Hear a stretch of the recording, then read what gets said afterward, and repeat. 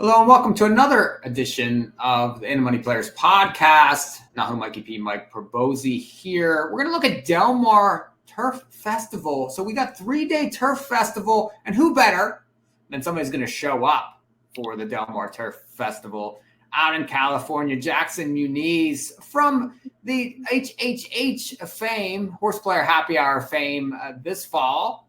Little Del Mar here this weekend.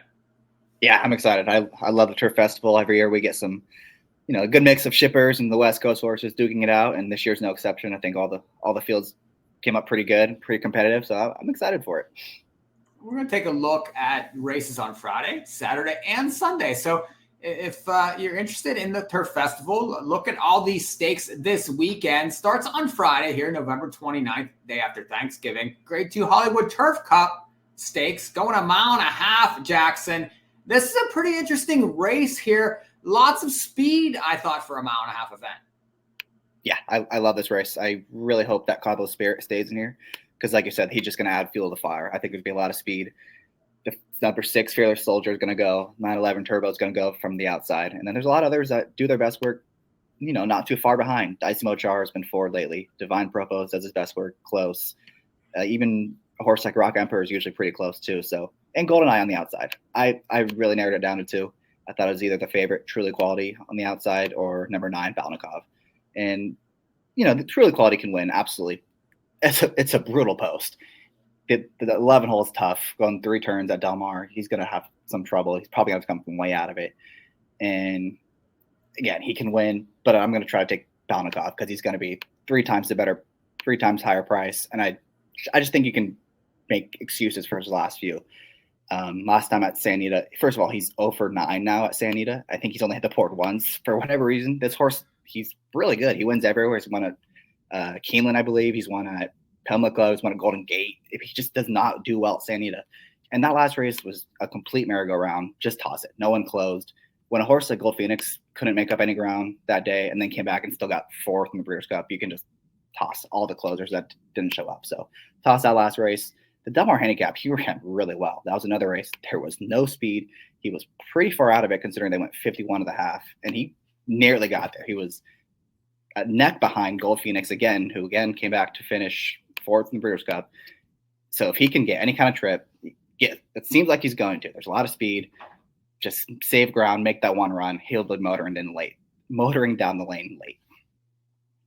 It's a good race. I think Truly Quality is, I know 5-2 morning line, but I think goes up from there, really, especially with that post. But if you look at this horse's races this year, they've been excellent, really. Won at 1X at Aqueduct there back in May, then stepped into a 2X and lost to Battle of Normandy, who's raced very well and actually had a really nice ride, nice trip in that race there to beat him. Just beat it by a neck there.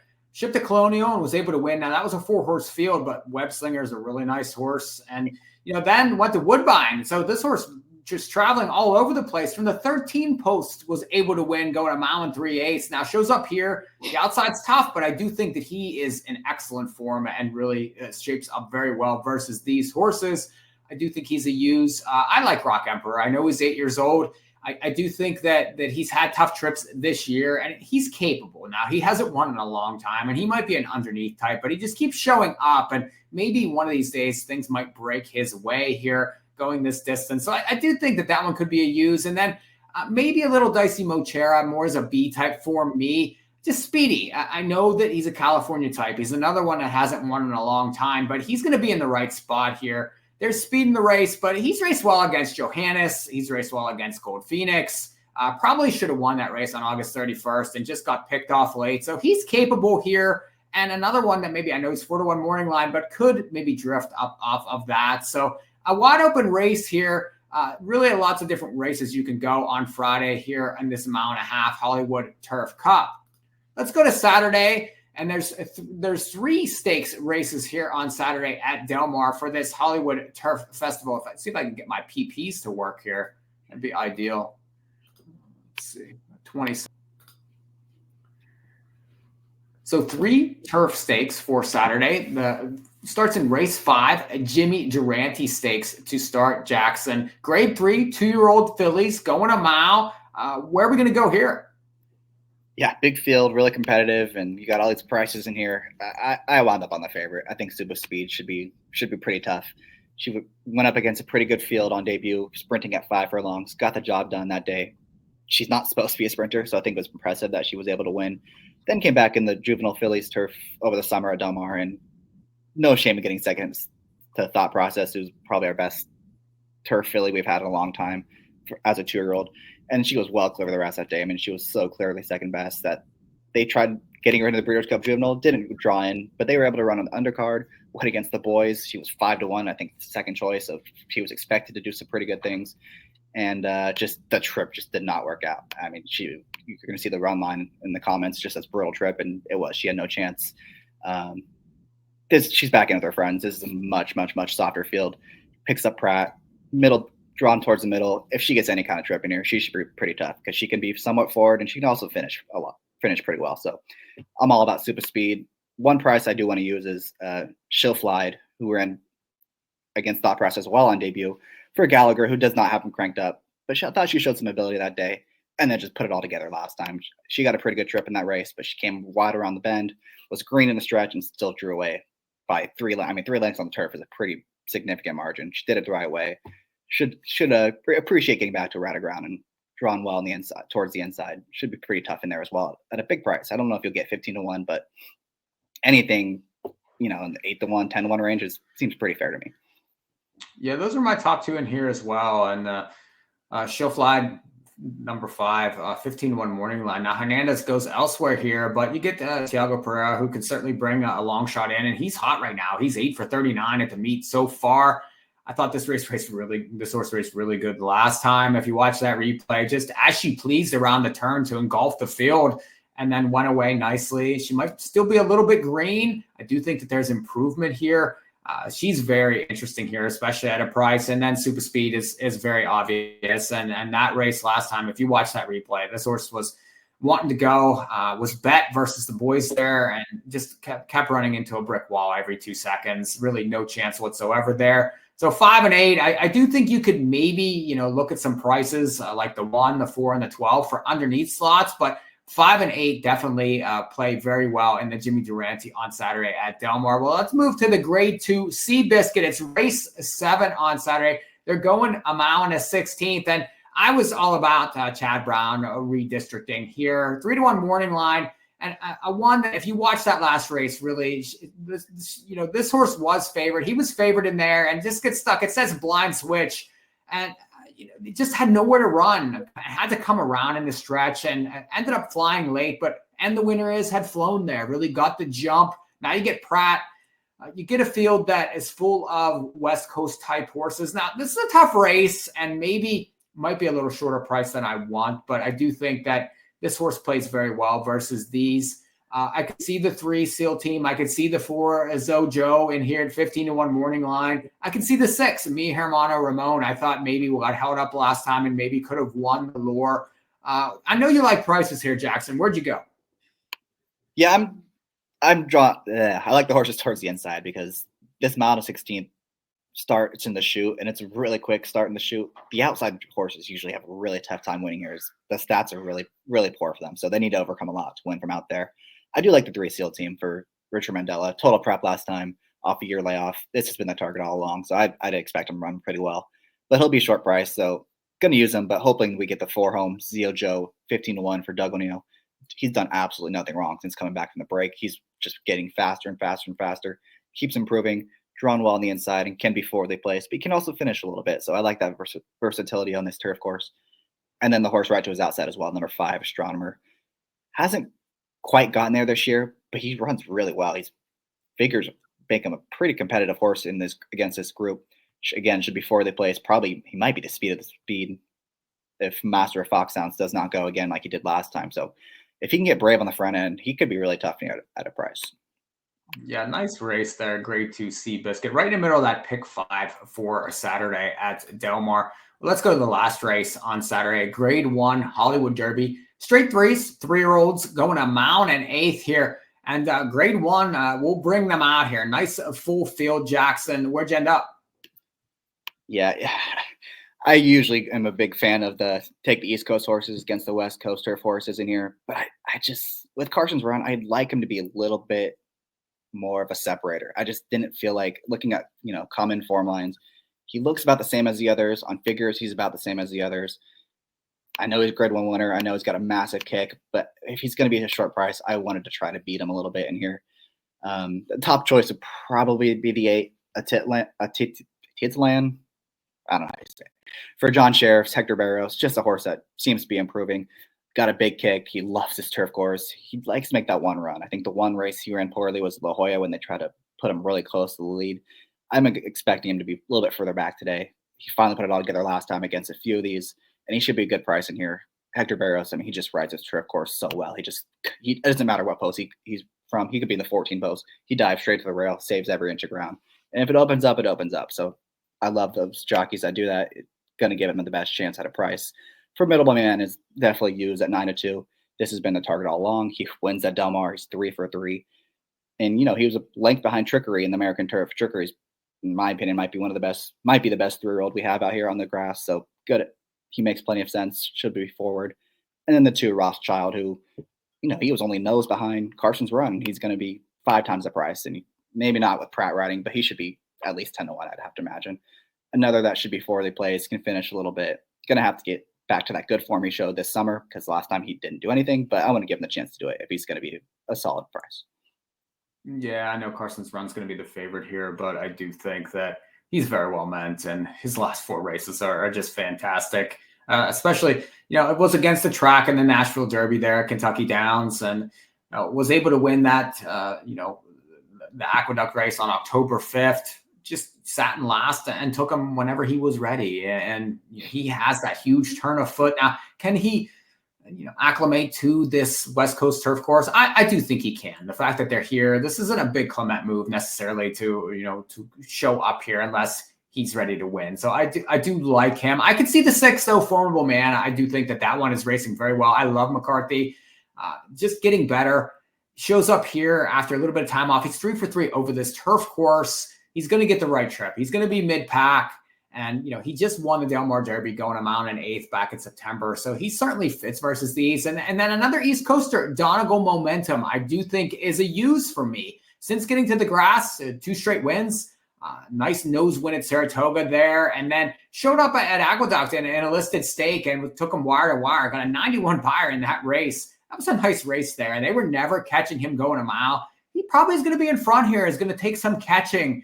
And I do think he could be tough to catch, especially if he gets loose. A lot of these horses are closers that are going to be chasing the better one. So if he gets the jump, he's interesting, and he's going to get ignored. I could see 6-1 morning line. He's going to be more than that in this race. So I like Carson's run, but little Formidable Man, a little Donegal Momentum there Saturday in the Grade 1 Hollywood Derby. Well, got a couple stakes on Sunday, Jackson, here. 3 more to go. Race number 3, the Stormy Liberal. They're going 5 furlongs on the grass for 100,000.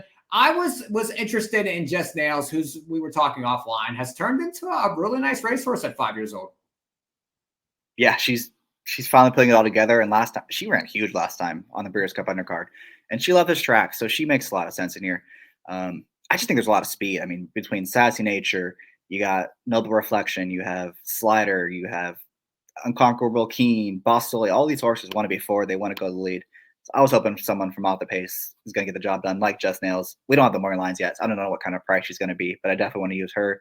I want to use number 1, Sorrento Sky, who's just a pure sprinter, improving for D'Amato, keeps getting faster and faster. He's going to save every inch of ground.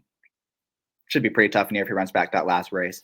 And then the 4-horse Unconquerable Keen. I know we mentioned him as a speed horse, but maybe he sits just off of it, because oh my gosh.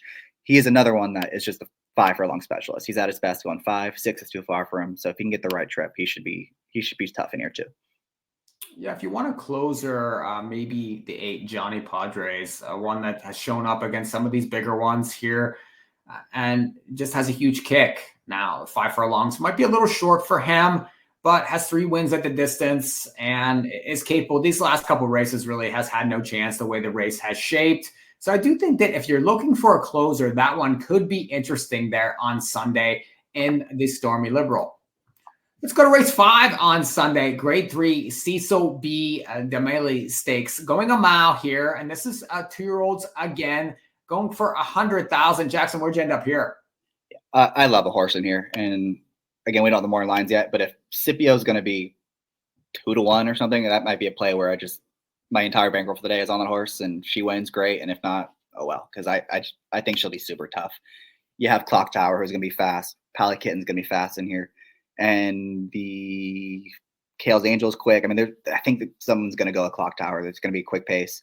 And she's just had we're in the boys race. He had no chance last time. I mean, he checked 4 or 5 different times, a lot like Super Speed. We talked, they were kind of next to each other throughout and checking. Finally got some clear run in the stretch. And he took off. He was flying. It was too late. It didn't matter, but he galloped out in front of the field.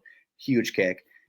And then 2 back, it was the same thing. It was a big giant field, and he, checked in the backstretch, checked in the first turn, finally got out late after he went wide in the final turn and just missed.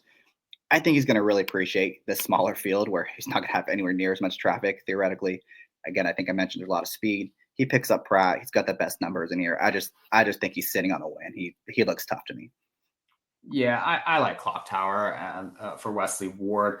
Shows up off those Kentucky races and, galloped in that August 29th race at Kentucky Downs. Then showed up in the Grade 2 Bourbon. 3 horses have already come back to win out of that race. And I personally felt now towards the end of the meet, the speed certainly played a little better on the Keeneland grass, but early it was all closers all the time. And this horse was on the front and raced really well there. So I do think if this horse, who is entered at Churchill also there on Saturday, if this horse shows up here, I do think should be very interesting in this race and is going to be in front. I agree on Scipio. Really has had trouble, but could be a horse that tends to find trouble. It seems to find trouble in every one of its races. And horses like that at short prices really aren't my type. I do understand the horse, though, and I do think a horse with a clean trip has a big chance. But give me Clock Tower there on Sunday in race number 5. I do think he's showing up here. I'm pretty sure I read he is. And I do think it's 2-horse race. It's one or the other. I'm just hoping that someone goes with Clock Tower. Well, let's go to the big one for Sunday. Grade 1 Matriarch going a mile. This one for the 3-year-olds and up, fillies and mares. One of the staples there for the Turf Festival. I thought a really nice race. AG Bullet shows up in here. Lots of different ways you can go, Jackson. I do think Kehoe Beach, though, is racing today at Churchill. Where'd you end up here? Yeah, this is one of my favorite races of the year because we always get a lot of good shippers for this one. It's the last, Grade 1 on turf in California, at least for the year. And this year's no exception. I think there's a lot of speed in here. Even with Kehoe Beach running at Churchill instead, there's still a lot of speed. The pace has to be quick. Obviously, you have to look at Gina Romantica, who's done nothing wrong in her entire career. I believe this is her last race, so she's going to be fully ready to go. But that's a tough draw from that post. And she's not a horse that, comes from way out of it. She usually likes to be somewhat forward, maybe mid-pack type. And with that post, I think they're going to go quick. If she's, 2 or 3 wide trip behind a 45, 46 and change half, I think that could be an equalizer. This is Chad Brown's race. I don't think anyone else can win. I like the 4 quite a bit in this spot, Child of the Moon. All 4 of her starts in the States have been good. I remember I bet against her on her first race, and another Chad horse got the lead, walking like 50 to half. And this horse still came flying late, almost got there. And I remember saying, I got lucky there. That's the horse. Child of the Moon is the one I want moving forward. And she won the allowance race at Saratoga. And then last time in the Athena Stakes, same thing. I mean, the pace was not very fast. She came flying late, got the job done. She just feels like a horse that is going to really appreciate the setup.